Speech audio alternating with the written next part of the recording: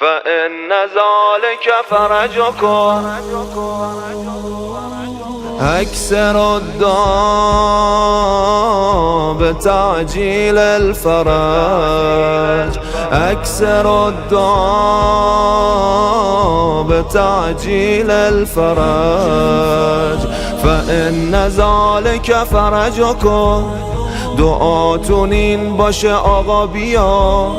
بمون به پای علم ظهور بخون دعای فرج و زیان بهار با ساله نگار با ساله توی قرار قلب بیقرار با ساله طلوع خورشیدی تو صبح امیدی برا شبای سرد انتظار با ساله کاش همونی که میخواستین بودم از منتظرای راستین بودم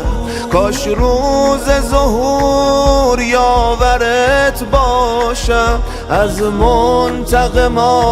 مادرت باشم از منتقمای مادرت باشم حالا که گذشت نیمی از عمرم کاش میدیدمت یه نیمه شبا من مرده ای بودم که شدم آقا زنده بدمت یه نیمه شبان اکثر الدعاء بتعجیل الفرج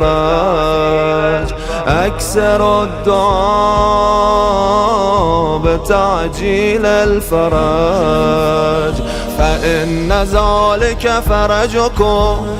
به کعبه تکیه میزنه یه روز جوون میزنه گل امید ریشه ی ظلمو میکنه یه روز دعام با ساله آقام با ساله با هر تپش میخونم از سلام با ساله امیر دلخواهی بقیت اللهی یه روز میای با پرچم قیام با ساله کاش تو روزگار نارفیقی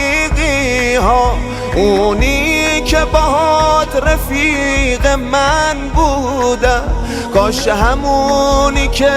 تو خیمه سبزه میشینه یه چند دقیقه من بودم میشینه یه چند دقیقه من بودم خسان زده این بی تو ای یارا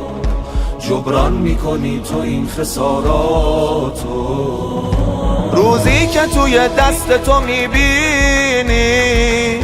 ما پرچم سرخ یا لساراتو شعر فراقم غزلم مهدویه الحمدلله که دلم مهدویه هر کس که مونده مردون پای این علم مهدویه